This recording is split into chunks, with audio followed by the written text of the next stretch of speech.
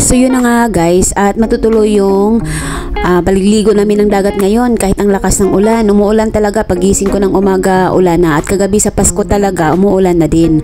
So Paskong Pasko guys, umuulan talaga, ang lakas ng ulan. Hindi ko alam kung may low pressure ba dito sa amin sa Mindanao, parang meron nga. So ito na nga yung mga anak ko, ayan, music trip yung isang anak ko, yung bunso ko. So ito nga pala yung sasakyan namin guys, multicab, nirintahan ko lang pala hindi sa amin to, so wala kaming four wheels. So ito yung mga pamangkin ko, kapatid, at ayan, anak, pinsan at nanay ko, at saka yung driver. So dito na nga guys, malakas yung ulan, papunta na kami sa dagat na to kasi nga sa Pasko at 26 and 27. Sa 27 guys is babalik na ako sa trabaho ko, lilipad na ulit ako. So bukas 26 is magpapahinga lang ako sa bahay.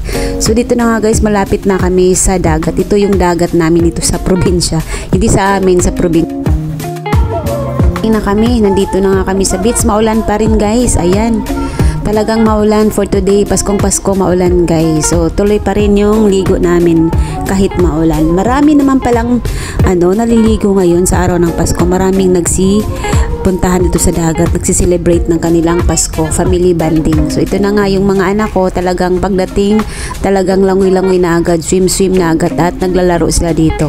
So ako naman, chill lang muna dito sa gilid-gilid. Ayan, nagbibideo lang ako. So nanonood ako sa mga bata, nagbabantay, baka mamaya pupunta sa malalim. So yun nga guys, at nag-i-enjoy sila, hindi napapagod kasi nga gusto nila yung dagat. So nandito naman ako sa parte ng ihawan. So ihawan, dito yung kapatid ko na nag-iihaw. So hindi pa luto yung inihaw na isda.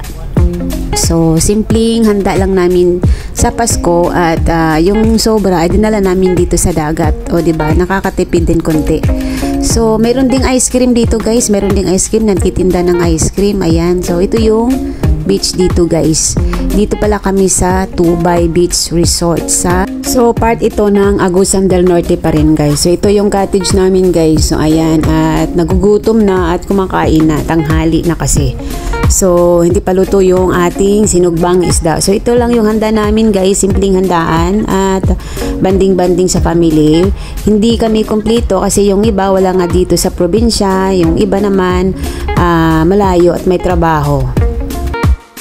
So ito nga yung dagat dito guys sa Tubay banda. Ayan, at hindi siya white beach talaga, hindi siya white beach, marami siyang bato-bato, pero malinis naman siya guys, at marami din nagpupunta dito naliligo, at mostly punuan din yung cottage. So ayan, nag-i-enjoy yung mga bata sa pagliligo guys. So yun na nga guys, at tapos na kami maligo, uwian na, 3:30 ng hapon, malakas pa rin ang ulan, and pagod na pagod sila guys. Ayan yung mga hitsura pag uwi na, parang mga lasing.